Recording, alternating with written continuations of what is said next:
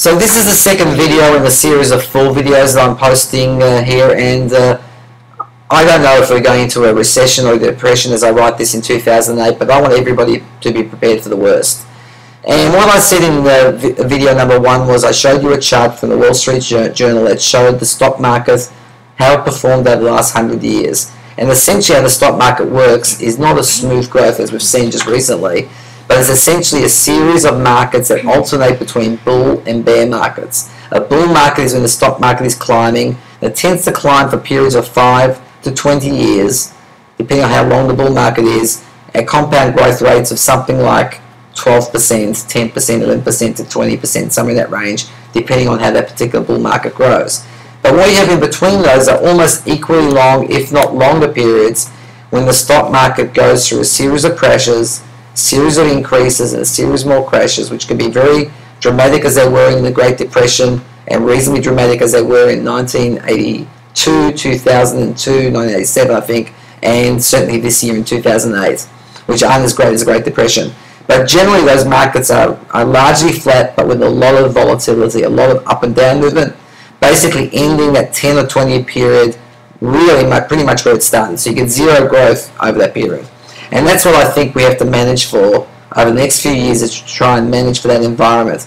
If I'm wrong, if the market grows, we have a bull run, these strategies will set you up beautifully to take advantage of that. If it doesn't, then you'll maximize your returns in that period. So what I'll talk about in this video right now is what do you do if you're just starting out? You know, you're buying your home, or you bought a home, you're carrying some debt, you're just basically doing what everyone is trying to do, which is get on your own 2 feet. My advice for you is very simple.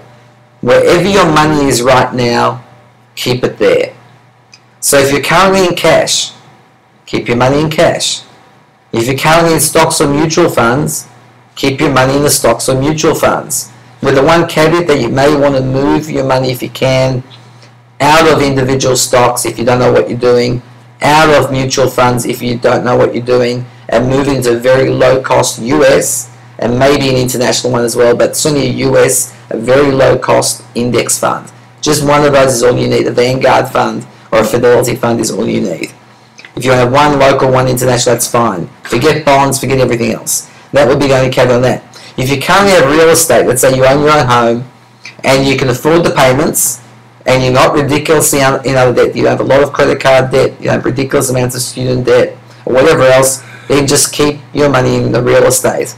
If you are in bad debt and you've got some equity in your house, you may want to think about moving into something smaller to try and release some of that equity and pay off your debt. Or maybe you simply want to take a HELOC against your house, or refinance your house at low interest rates if you can, which is very difficult in the current market, and pay off your debt. But right now, being out of debt is a very, very good thing to be concentrating on. However, if you listen to my advice, if you basically stick with what you're doing at the moment, particularly stick with the investments that you have. For example, let's say you do have money in the stock market right now, as I said, be it in stocks or mutual funds. You can move it across to an index fund or not, because they're both, you know, they've all lost value, so moving across funds doesn't hurt you that much. But certainly don't sell out. If you just stick with the fund through thick and thin, and this is what I call a thin time, this is not the good times, this is the bad times, you'll find that over 20 years, you'll still average an annual return of around 11 or 12%. But if you pull your money out now, and then put your money back in when the market's rising, studies have proven that you'll actually hurt yourself. You'll reduce your returns to as low as 3 or 4%.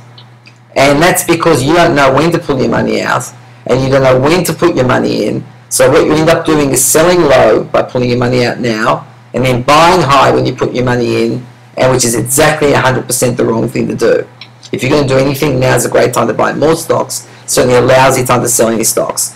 So if you're going to start pulling your money out now and putting your money back in later, you may as well just have kept your money in cash the whole time, and you won't even keep up with inflation, so it's a lousy strategy. So just stick with what you've been doing, don't change it. It's the only way to protect your long-term wealth.